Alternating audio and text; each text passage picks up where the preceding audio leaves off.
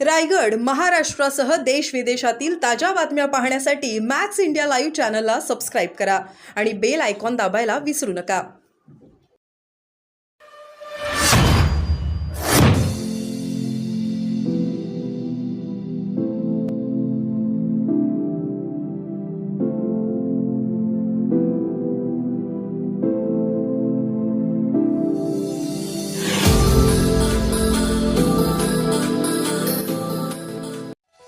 ऐशा नरा मोजूनी माराव्या पाहिजारा. काय ऐशा नरा मोजूनी माराव्या पाहिजारा या भाजपवाल्यांना आणि या फडणवीस सारख्या लोकांना जनता रस्त्यावर मोजून पैजारा मारेल हे तुकारामाने सांगितलं. तुकारामाची अभंगगाथा ह्या लोकांनी नीट वाचावी. नीट वाचा. डुकरात जरी डुक्कर किती चिखलात लोळलं आणि त्याला सांगितलं तुम्ही स्वर्गात येता का, तरी नाही तो हे चिखल हात माझा स्वर्ग आहे.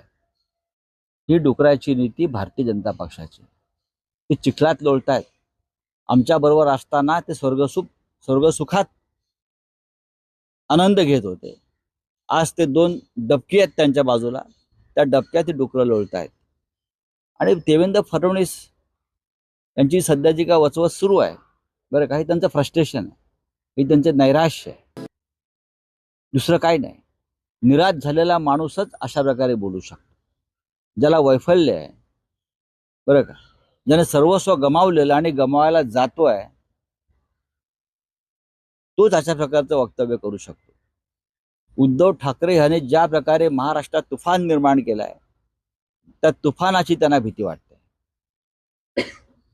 उद्धव ठाकरे यांना संपवण्याचा, त्यांचा पक्ष संपवण्याचा आमचा हर कोशिश प्रयत्न या फडणवीस छाप लोकांनी केले बरं का, पण काही फायदा झाला नाही. ज्यांच्या कचऱ्याच्या डंपरमध्ये हे बसले आहेत, तो डंपर आहे, तो कचऱ्याचा डंपर आहे. आणि त्या कचऱ्याच्या डंपरमध्ये बसून भारतीय जनता पक्षाचा प्रवास सुरू असेल बरं का, तर महाराष्ट्र डम्पिंग ग्राउंड नाही. हा सगळा कचरा या डंपरसह आम्ही महाराष्ट्राच्या सीमापार गुजरातमध्ये नेऊन टाकणार आहोत.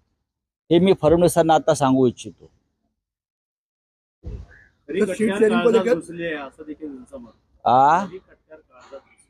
आधी कट्टार कमरेवर बाळगायला शिका.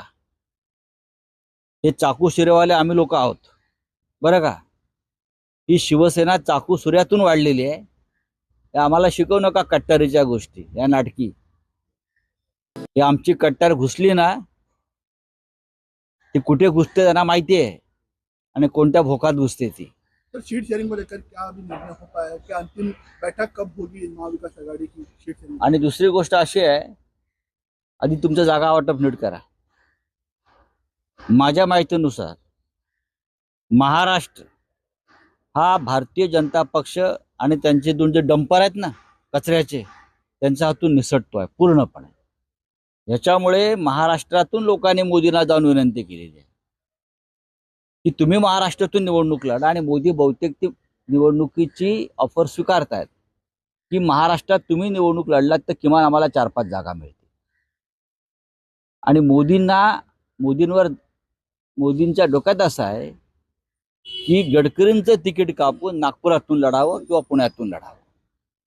ते यासाठी की उद्धव ठाकरे, शरद पवार आणि काँग्रेस हे एकत्र येऊन 40च्या वर जागा जिंकतायत.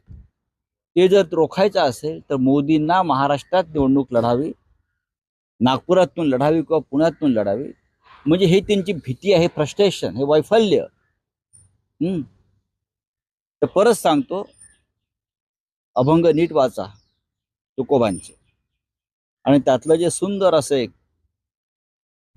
अभंगातलं एक ओवी आहे, ऐशा नरा मोजूनी माराव्या पैजारा. ते फडणवीस यांच्यासारख्या भारतीय जनता पक्षाच्या बेईमान गद्दार, ज्याने महाराष्ट्राच्या पाठीत खंजीर खुपसला, अशा लोकांसाठी आहे. परत आमच्या नादाला लागू नका. पुण्यामध्ये फडणवीसांचा कार्यक्रम सुरू आहे आणि तो कार्यक्रम सुरू असताना फडणवीस 2 वेळा फोनवरती कोपऱ्यात जाऊन बोलतायत. त्यांच्यामध्ये देखील जागा वाटपाचा तिढा अजून सुटलेला नाहीये. बघा, तो त्यांचा प्रश्न आहे, त्यांचा प्रश्न.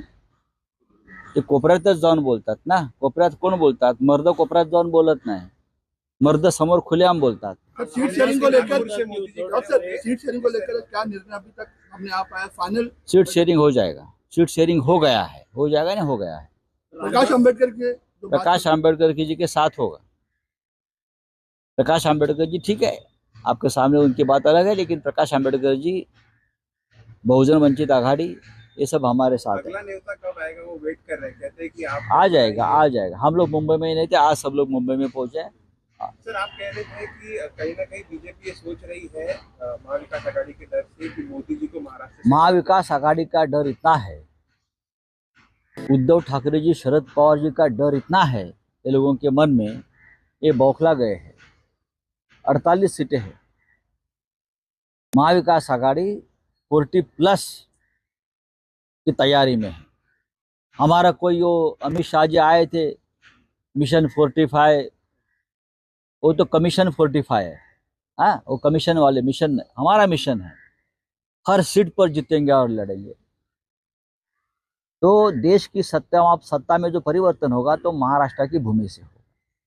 इसीलिए बीजेपी चाहती है मोदी जी महाराष्ट्र से चुनाव लड़े, नागपुर से या पुणे से। और उसमें एक कारण है, नितिन गडकरी जी का भी टिकट उससे कट सकता है। उनका जो कांटा है, जो अंदर घुसा है, वो कांटा भी निकाल ले, निकल जाए। लेकिन ठीक है, मोदी जी कहाँ से भी लड़े, आमना सामना तो हमारा ही उनसे होगा। सर, एक सवाल है, पश्चिम बंगाल में रामनवमी के लिए पहली बार छुट्टी, पब्लिक हॉलिडे डिक्लेयर किया गया ममता की है। सरकार- ऐसा पहले देखा नहीं गया। कई चुनाव के चलते इस तरीके का निर्णय लिया। अगर ये बीजेपी करती है तो चुनाव का निर्णय नहीं, अगर ये बीजेपी करती है तो चुनाव का निर्णय नहीं, ममता जी करती है तो चुनाव का निर्णय। ये सोच आप बदल लीजिए, देश बदल जाएगा। बरं का?